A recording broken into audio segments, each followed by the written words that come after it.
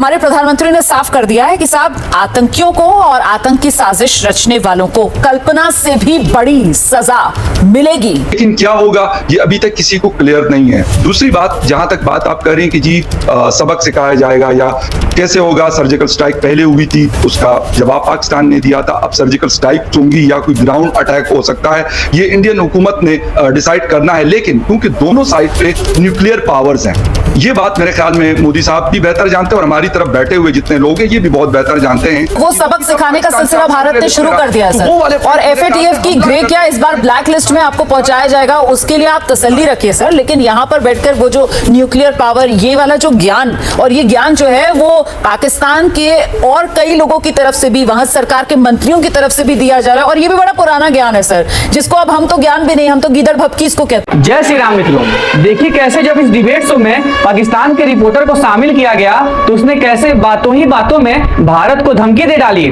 और ये बोल दिया कि हमारे पास न्यूक्लियर पावर है। और उससे भी इंटरेस्टिंग ये था जब उसका मुंह तोड़ जवाब ABP न्यूज की एंकर रुबाना ने दिया। देखिए कैसे पाकिस्तानी रिपोर्टर तरह तरह की बात कर रहा था और भारत की बेइज्जती करना चाह रहा था। उसकी बातों का जवाब कैसे रिटायर्ड जनरल, रक्षा विशेषज्ञ और न्यूज एंकर ने मिल करके दिया, जिससे पाकिस्तानी रिपोर्टर की जम करके बेइज्जती हुई। सच में वो जितना भारत की बेइज्जती करना चाह रहा था और उसकी बातों का कोई फैक्ट नहीं था, और उतना ही फैक्ट वाले बात हमारे मेजर जनरल, हमारे रक्षा विशेषज्ञ और न्यूज एंकर कर रहे थे, जिसकी इतनी बेइज्जती हुई, उस पाकिस्तानी रिपोर्टर की इतनी बेइज्जती हुई कि शायद आज के बाद वो कभी किसी भारतीय मीडिया के साथ डिबेट शो में बैठने से पहले 100 बार सोचेगा। अगर आप सच्चे हिंदुस्तानी हैं तो इस इंटरेस्टिंग डिबेट शो को लास्ट तक जरूर देखिएगा और अपने सभी ग्रुप्स और फ्रेंड के साथ शेयर जरूर करिएगा। तो आइए इस इंटरेस्टिंग डिबेट को हमारे साथ पूरा देखते हैं और आपकी इस पर क्या प्रतिक्रिया है हमें कमेंट में जरूर बताइएगा। चलो भाई देखो अब मैं क्या करता हूँ। फखर साहब, हमारे प्रधानमंत्री ने साफ कर दिया है कि साहब आतंकियों को और आतंक की साजिश रचने वालों को कल्पना से भी बड़ी सजा मिलेगी, सजा मिलकर रहेगी सर। आतंक के आकाओं के लिए ये जमीन छोटी पड़ जाएगी, हिंदुस्तान छोड़ेगा नहीं। नाम सुन के फ्लावर समझे क्या? फ्लावर नहीं, फायर है। रोमाना, मेरे ख्याल में 2019 में प्राइम मिनिस्टर नरेंद्र मोदी साहब ही थे और उस वक्त भी उनका बड़ा सख्त स्टेटमेंट आया था। उसके बाद सर्जिकल स्ट्राइक्स हुई। अभी इस्लामाबाद में भी यही बातें चल रही हैं। जो बैठक चल रही है नेशनल सिक्योरिटी कमेटी की मीटिंग इस वक्त इस्लामाबाद में जारी है, उसमें भी यही बातें हो रही हैं कि इंडिया क्या कर सकता है और हमने उसको कैसे जवाब देना है। यकीनन नरेंद्र मोदी साहब जब सऊदी अरेबिया से इमरजेंसी में वापसी उन्होंने की इंडिया की तरफ, तो ये बात पाकिस्तान को पता चल गई थी कि कुछ ना कुछ ऐसा पॉसिबल है कि हो। लेकिन क्या होगा ये अभी तक किसी को क्लियर नहीं है। दूसरी बात, जहां तक बात आप कर रहे हैं कि जी सबक सिखाया जाएगा या कैसे होगा, सर्जिकल स्ट्राइक पहले हुई थी, उसका जवाब पाकिस्तान ने दिया था, अब सर्जिकल स्ट्राइक होंगी या कोई ग्राउंड अटैक हो सकता है, ये इंडियन हुकूमत ने डिसाइड करना है। लेकिन क्योंकि दोनों साइड पे न्यूक्लियर पावर्स हैं, ये बात मेरे ख्याल में मोदी साहब भी बेहतर जानते हैं और हमारी तरफ बैठे हुए जितने लोग हैं ये भी बहुत बेहतर जानते हैं कि अगर कोई ऐसी चीज होती है तो उसका नुकसान इस रीजन में तकरीबन 2.25 अरब लोग रहते हैं, उन सब का मतलब जाने जो है उनकी खतरे में पड़ सकती है। तो ये है कि टेररिज्म एक बहुत बड़ा इशू है। मेरे ख्याल में पहलगाम के ऊपर हम जितनी मर्जी बात कर ले, लेकिन उसकी कोई जस्टिफिकेशन नहीं है कि उन 28 लोगों की जाने गई हैं, वो मेरे ख्याल में जिनके भी प्यारे थे, किसी का भाई था, किसी का हस्बैंड था, किसी का फादर था, तो वो मेरे ख्याल में वो उस खून का जिसे कहते हैं हिसाब किताब बहुत जरूरी है, वो बिल्कुल करना चाहिए। लेकिन उसके लिए एक दो छोटी सी चीजें जो मेरे ख्याल इंडियन हुकूमत, एक तो उसकी ओपन इंक्वायरी करनी बहुत ज्यादा जरूरी है, उसको प्रॉपर तरीके से इन्वेस्टिगेट करे, जो भी उसमें इन्वॉल्व हो। उसके अगर फुटप्रिंट्स पाकिस्तान से मिलते हैं तो पाकिस्तान के हवाले से हमला बहुत बात की बात है। डिप्लोमेटिक फ्रंट पे भी पाकिस्तान को बड़ा टफ टाइम मिल सकता है। पहले भी पाकिस्तान अगर ग्रे लिस्ट में गया था, वो शुरू हो गया है सर, वो सबक सिखाने का सिलसिला भारत ने शुरू कर दिया है सर, और FATF की ग्रे क्या इस बार ब्लैक लिस्ट में आपको पहुंचाया जाएगा, उसके लिए आप तसल्ली रखिए सर। लेकिन दादागिरी निकाल दूंगा मैं। यहाँ पर बैठकर वो जो न्यूक्लियर पावर, ये वाला जो ज्ञान, और ये ज्ञान जो है वो पाकिस्तान के और कई लोगों की तरफ से भी, वहां सरकार के मंत्रियों की तरफ से भी दिया जा रहा है, और ये भी बड़ा पुराना ज्ञान है सर, जिसको अब हम तो ज्ञान भी नहीं, हम तो गीदड़ भपकी इसको कहते हैं, और हम इसको गीदड़ भपकी भपकी क्यों कहते हैं, और इस वक्त पाकिस्तान किस तरीके से पूरी तरीके से दुनिया भर में कॉर्नर होता हुआ नजर आ रहा है। मैं पागल हूँ। गुड आफ्टरनून रमाना। ये जो देखिए ये गीदड़ भभकी है, पहले भी ये दे चुके हैं हमारे पास आजादा पाव के हैं, पाव के गुंड हैं, एक टेररिस्ट स्टेट है पाकिस्तान, तो इस तरह की गीदड़ भभकी से कुछ नहीं होने वाला। और जो अगर इनको पिछली बार अटैक किया था वही सर्जिकल स्ट्राइक, वो ये सर्जिकल स्ट्राइक हुआ उन्हीं के बाद में, और फिर जो एयर स्ट्राइक हुआ 2019 में, लेकिन अब तो उससे भी बड़ा कुछ एक एक्शन लेना पड़ेगा। वो इसका कारण ये है कि एक बार ध्वस्त करने के बाद कुछ ठिकाने फिर ये उधर से उस समय चले जाते हैं। अभी अगर इनके ठिकाने ध्वस्त करते भी हैं तो सब चले गए हैं टेररिस्ट वहां पे, जहाँ पे ये थे पहले। जो 42 इनके ठिकाने हैं जो पीओके के अंदर में, जहाँ पर ये हर एक के अंदर में 100 से 125 तक के टेररिस्ट हैं। लेकिन जो टेररिस्ट के अलावा ये तो सपोले हैं, जो सांप है असली वो ये है इनकी आर्मी और ISI उसको कुचलना है। जब तक उसको नहीं कुचला जाएगा, और ये तो मौका ऐसा है इस समय, तो पीओके को ले लेना जरूरी है, क्योंकि पीओके ऐसा हमारा ही अभिन्न अंग है, तो हमको अपनी जगह को ले लेना चाहिए, जिससे वहां से टेरर और ये कैंप सवारा बंद हो जाएंगे। जबकि इन्होंने पीओके में भी हमास को भी बुलाना शुरू कर दिया था, वहां पे जो मीटिंग वगैरह करते थे।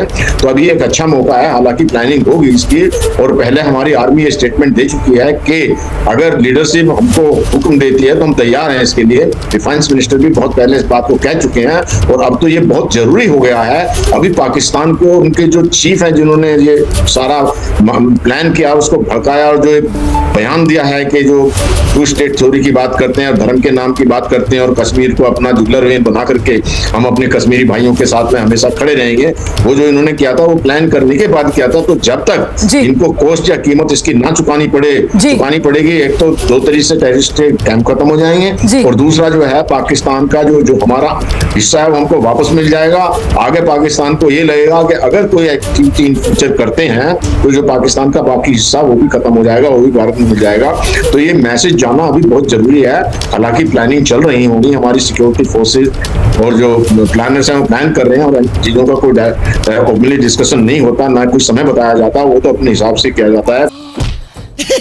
एक्टिंग है। सही कह रहे हैं सर आप, लेकिन इस बार सजा ऐसी मिलेगी जो कल्पना से भी बड़ी होगी, ये प्रधानमंत्री नरेंद्र मोदी की तरफ से साफ कर दिया गया। इस बार बची कुछ जमीन जो है आतंकवाद की उसको भी मिट्टी में मिला दिया जाएगा। और हम सब जानते हैं किस तरीके से हमारी हिंदुस्तान की जमीन है जिस पर सांप की तरह कुंडली मारकर पाकिस्तान बैठा हुआ है, कब्जा करके पीओके, और उस पीओके को, हमारी ही जमीन को, हमारे ही खिलाफ आतंकवाद के ढांचे खड़े करने में किस तरीके से पाकिस्तान इस्तेमाल करता है। तो इस बार तो उसी को नाबूद किया जाना चाहिए ना फखर यूसुफजई साहब। और खासतौर से जरूरी इसलिए हो जाता है क्योंकि आपके यहाँ के जो सेना प्रमुख हैं वो तो हिंदू मुसलमान दोनों के बीच कितनी नफरतें हैं, हिंदू और मुसलमान साथ साथ नहीं रह सकते, भड़काने वाले बयान देते हैं, नफरत फैलाने वाले बयान देते हैं, धर्म वाला उन्माद फैलाने वाले बयान देते हैं। फखर यूसुफजई रिलीजन की बात कर रही है, मैं बिल्कुल उससे एग्री इसलिए करता हूं, मैं खुद इसके ऊपर बात करता हूं, पाकिस्तान में बैठकर ये बात करता हूं कि रिलीजन के हवाले से अगर बात होती है तो फिर इंडिया और सऊदी अरेबिया के ताल्लुकात ना होते, और पाकिस्तान और चीन की दोस्ती ना होती, या फिर अमेरिका के साथ पाकिस्तान की या फिर किसी दूसरे मुस्लिम कंट्री की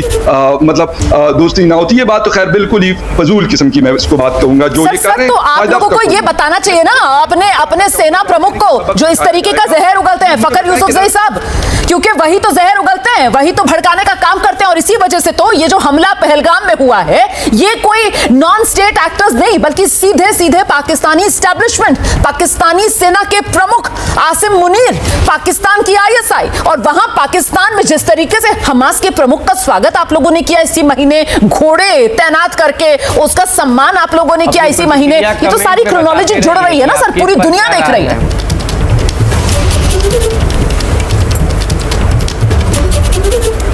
देखिए रोमाना, आप जो बात कर रही है ना कि एक तो ये कि पाकिस्तान की आर्मी या फिर ये लोग कर रहे हैं, तो उस तरफ तो उसके जवाब में इंडिया के पास तो हमसे बड़ी आर्मी मौजूद है ना, तो वो जवाब दे, आर्मी को जवाब आर्मी को देना चाहिए ना कि कोई मतलब प्राइवेट लोगों को मारना काटना शुरू कर दें, वो चीज तो नहीं होनी चाहिए। दूसरी बात, लास्ट 48 आवर्स में पहलगाम के हमले को हम ये नहीं करते ना सर, हम आम नागरिकों की बलि नहीं चढ़ाते ना, हम आम नागरिकों को आतंकवादी बनाकर नहीं भेजते हैं ना सर, हम तो बिल्कुल आमने सामने की लड़ाई लड़ते हैं सर, हम तो आमने सामने की लड़ाई लड़ते हैं सर। और जब हम लड़ाई लड़ते हैं और जब खुलकर मैदान में उतरते हैं तो सर फिर दुनिया देखती है कि किस तरीके से पाकिस्तान के 2 टुकड़े होते हैं सर। हम तो ऐसी लड़ाई लड़ते हैं सर, हम तो हिंदुस्तानी है सर, हमें तो फख्र है हम हिंदुस्तानी हैं, हमें फख्र है हम हिंदुस्तान में हिंदू मुसलमान सिख ईसाई हैं सर, हमें तो फख्र है अपने पर। हमारे यहाँ तो धर्म के आधार पर कोई भेद नहीं होता सर, वो भेद जो आपके यहाँ घुट्टी में मिलाकर बच्चों को बचपन से सिखाया जाता है सर।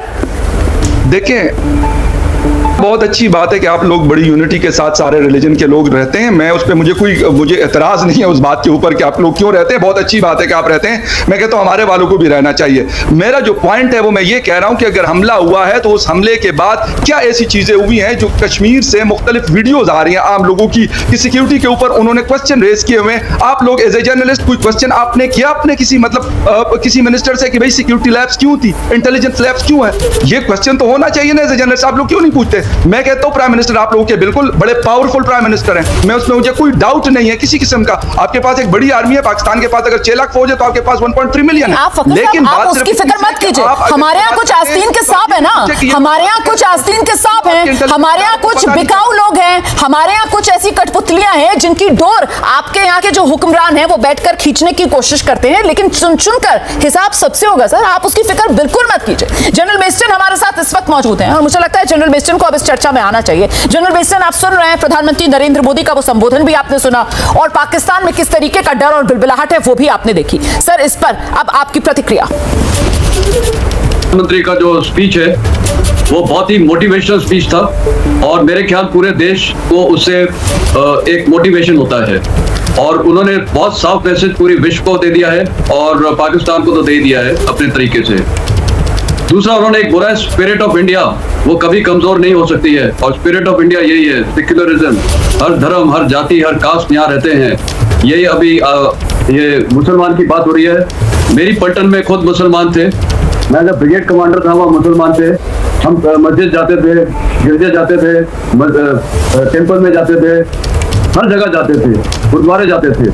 जब मैं जनरल ऑफिसर कमांडिंग था डिवीजन का, उधर भी इतने सारे मुस्लिम में हमारी तो कई बटालियन क्या कंपनीज हैं जो बिल्कुल प्योर हैं। इतना मजा आता था। This is spirit of India. Pakistan में एक चीफ, मतलब ये जो पाकिस्तानी गेस्ट हैं इनको भी खराब लगेगा सुन के, इनका चीफ बात कर रहा है। मैंने तो पहली बार विश्व में किसी चीफ को देखा होगा, पहली बार तो इसको मौका कैसे दे दिया वहाँ के पॉलिटिशियंस ने, क्योंकि वो डर है। मैंने तो नहीं देखा कि कभी कोई चीफ इतनी बड़ी महफिल में जाके बकवास कर रहा है। बकवास क्या? 2 नेशन थ्योरी। दूसरी बकवास क्या? हिंदू मुस्लिम, कि हम मुसलमान हैं, ये लोग काफिर हैं, ऐसी तो वो बातचीत होती है। हिंदुस्तान का कोई काफिर नहीं है। और ये जो तहुवर राणा बोलता था ना, Indians deserve it, Pakistan will not deserve it. Not the people of Pakistan, it is the Pakistan Army and the Pakistan ISI. They deserve it. इन्होंने अपने लोगों को कमजोर करके रखा है।